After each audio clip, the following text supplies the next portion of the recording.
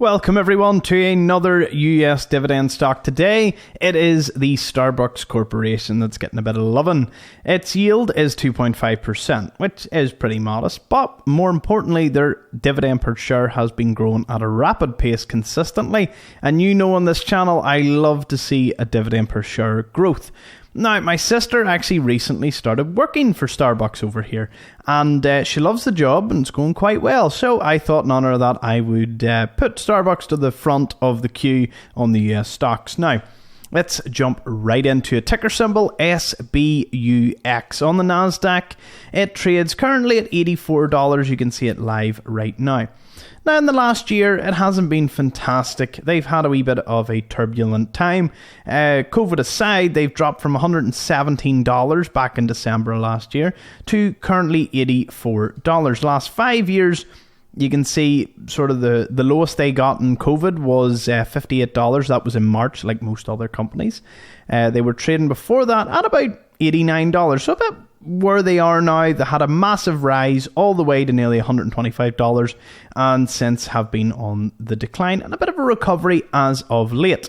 Now, for a lot of people, this could be seen as a great opportunity. Some people are a wee bit more bearish, or some people are bullish on it all. It just depends whether for anyone that doesn't know, bearish means that it's going to go down in the short, medium, long term, and bullish means that it is going to go up. Well, depending on how you look at it. Now, anyone that doesn't know what SBUX is, I'm just going to give you a quick rundown. It is a chain of coffee houses and roastery reserves headquartered in Seattle, Washington. It is the world's largest coffee chain. As of November 2021, they had 33,833 stores in 80 countries, 15,000 of which were in the US. Now, the long-running joke is, and walking in most US cities, there's a Starbucks nearly on every corner of city blocks in some cases. And I used to, I grew up hearing that, and I was like, that's a wee bit mad. But do you know what I discovered? We have a Starbucks over here, and do you know what they decided to build right beside it? A drive-through Starbucks. So now we have a dedicated walk-in, and one that you can walk in, but it's also a drive-through. And I would say they're about 50 feet apart. They're both fully running businesses, and they don't seem like, none of them seem like they're closing anytime soon, and the drive-thru's doing really well. So there you go, the drive-thru of which my sister works in. Now, jumping over to their website, I actually just had it open just to zoom in. Starbucks tend to be heavily concentrated in major cities where there is many. But when you come up to my place, you can actually see that the two side by side, as I said, one drive-through and one non-drive-through. So, something for food for thought in that one. Well, that's Belfast. There wasn't too many. Let's go to somewhere a wee bit more, populated. Liverpool, there we go, quite a bit. And it seems that loads aren't actually popping up until you really zoom in.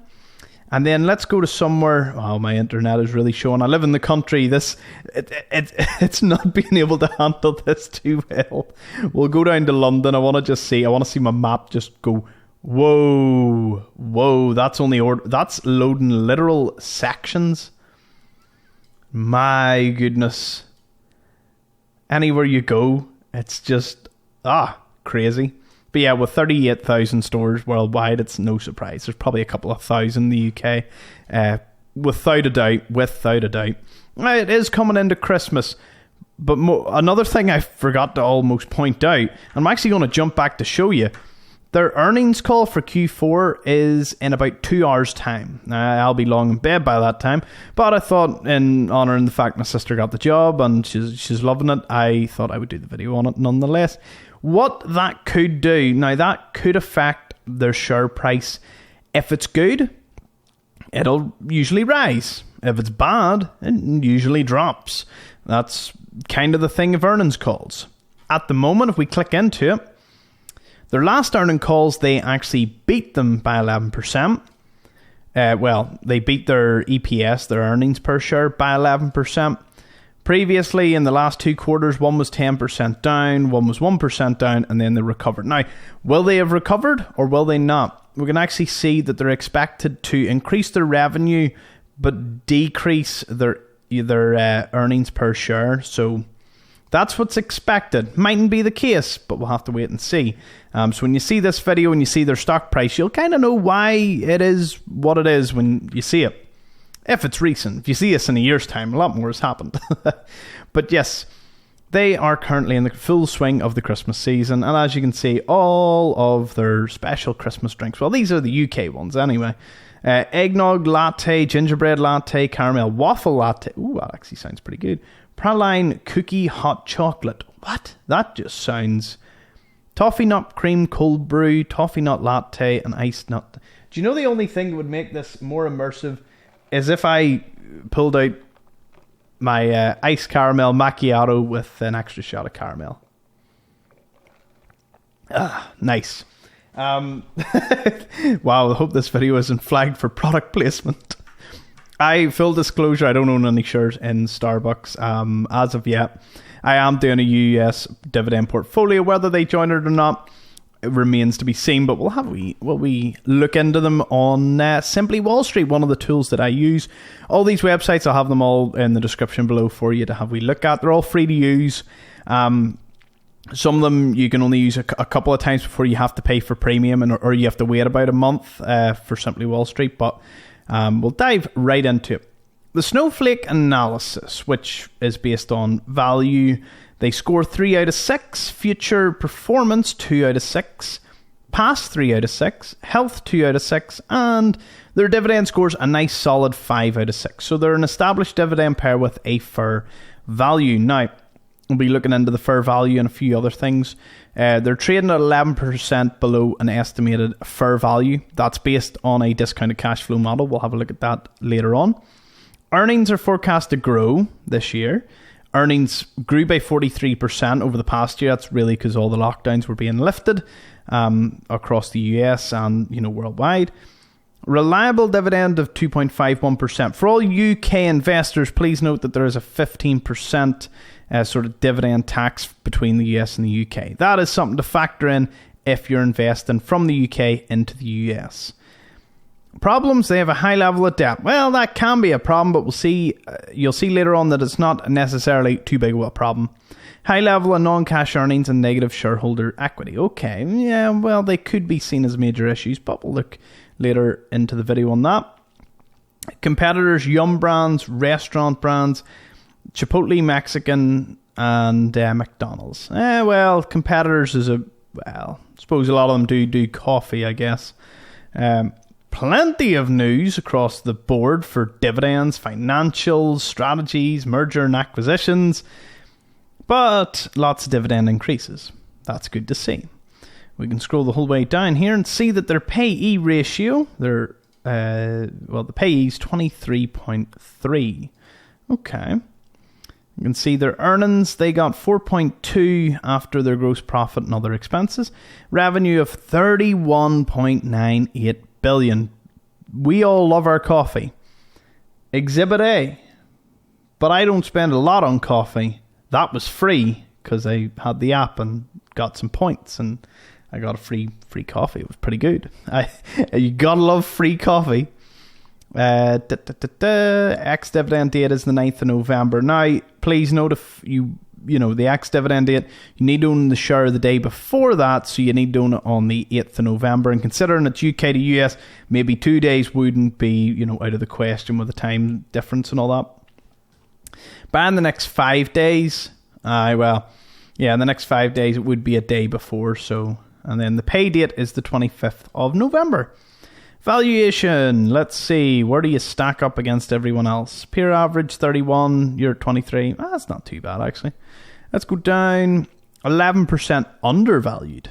Fair value of $95. They have achieved that before, so it's not out of the question that, it's like a pipe dream that they could get the $95. Depending on how this earning call goes, they could reach it tomorrow. If it goes really well, that is.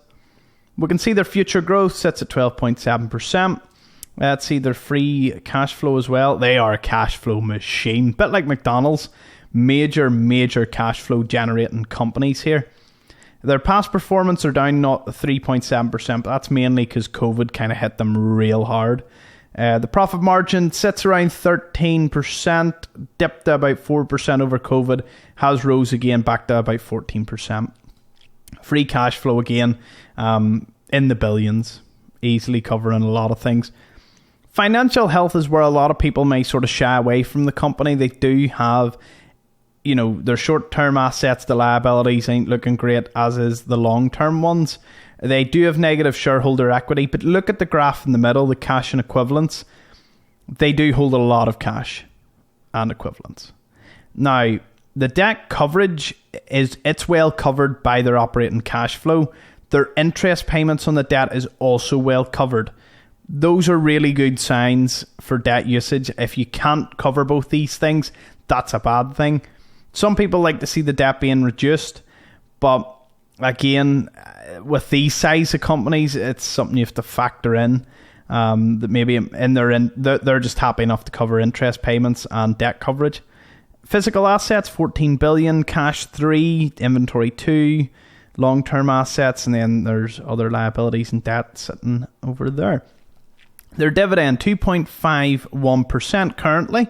And you can see the turquoise graph, that is their dividend per share. I could actually just take the yield out, and you can see back in 2012, you'd have got 34 cents per year for each share you had. Going on this year, you get $2. That is some major increase. The yield back then would have been 1.3, and the yield now it's slightly higher at about 2.5. But I personally love dividend per share growth. That is something I look at. Yield can come and go with share price, but the dividend per share is really something that I always stress that you look out for. Because if it fluctuates too much, there usually is other problems. Their cash payout to shareholders sits at 80%. That's pretty modest. They do have a bit of cash flow retained for growth, but I would say they are maturing as a company considering the amount of stores that they have. Earnings payout, 55%. Again, not bad. We can go down here to their ownership, where there's been a lot of insider buying recently. Maybe some people thinking they could snag a wee bargain or two. We can go down, see institutions hold about 69%. General public is 28%. Top ones, Vanguard and BlackRock, holding a combined 14% of the company, going down to then State Street, then Capital and Wellington Management. Howard Schultz, one of the members of the board, the founder and director. Oh, he sits at 2% ownership. Nice. So, that is that on Simply Wall Street. Let's jump over to Dividend Max, another wee useful website I use for any dividend stocks. You can see if you owned 100 shares, you would have got a previous payment there of $49. Now, they do pay quarterly, so 4 dividends per year. And the next payout would have been $53. Now, if you owned 100 shares at their current trading, what's that? You'd probably need about $8,000? About $8,000? Yeah. That's food for thought. Ex-dividend date, as we know, is November. You can see the yield and their wee chart where it is just looking... I just love a wee annual dividend growth chart. It's great to see. Now, jumping over to another website that I use mainly for my portfolio tracker for both my UK and US dividend portfolios is Dividend Watch. Links are all in the description if you want to look at them. You can see here, typing in SBUX. I just use all these websites mainly because some people prefer different interfaces and different ways the website presents information. This is no exception to that rule. It gives you a wee bit of information in the stock, useful chart, all the information you might need up here from market cap to the exchange, the symbol, dividend yield. Then you go down to their stock analysis, gives them a 6.3, pretty average. Goes through it all here. You can see the debt equity kind of hits it a wee bit. But that is something we looked at in Simply Wall Street, so you can factor that in. We can go down here, see their dividends broken down individually. You can see them just continuing to grow, 16% over the last 10 years. Great to see. Gives you all the ex-dividend dates as well. And then fundamentals, we can see net income, cash flow, and total liabilities. Now, you're wondering why 2021's not there. That's because when you hit quarterly, it'll bring you up Q2 of 2021 all the way to the latest, well, Q2 of 2022. And we know the Q4 results are about to come out in an hour's time. So, it'll be really interesting to see. The reason I did this video and didn't wait is because I want to show you all the, when the Q earnings come in, you can kind of see why we've looked through and analysed all this, how that would have affected the stock price. Alpha spread gives the intrinsic value, something Warren Buffett always mentions. It's basically based on the discounted cash flow model, but then it's put against relative value. There is it's a complicated enough value, but it's just what it tells us is very useful.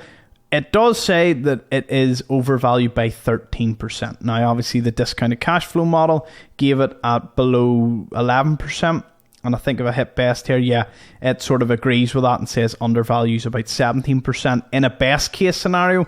Worst case gives it 23% overvaluation. So it all depends. The Q4 earnings might boost the stock price, may not. But we'll have to wait and see. Jumping over, this is the platform that I use for all my trading. This is Trading 212 in the UK. I believe it is available in the US, but that's my UK dividend portfolio. You can just go over to the wee search bar and we can type in SBUX, bringing up Starbucks. Here you can add it to the watch list, see when the market opens. You can set price alerts, buy, gives you all the information up here. Lots of handy charts and a really advanced one if you're into that. Gives some company details, and then it goes on to the CEO, followed by a load of key ratios. Then one of my favourite things is their wee charts on income statements. You can put it down to quarterly if you like. You can see their profit margin, then go on to their assets, liabilities, followed by their cash flow. Now, cash flow for Starbucks is exemplary. Like McDonald's, they are massive cash flow monsters. And they've paid out $2.12 billion in 2021 alone in cash dividends. Woo, that's mad. But yeah, that is Starbucks done and dusted. Let me know what you think in the comment section below. Is it in your portfolio? Or, are you thinking of banning it? Are you thinking of selling it, holding it? Or waiting for the Q4 earnings? Let me know your thoughts. I'm always interested to hear what you think. And I'll see you all in the next one. Bye-bye.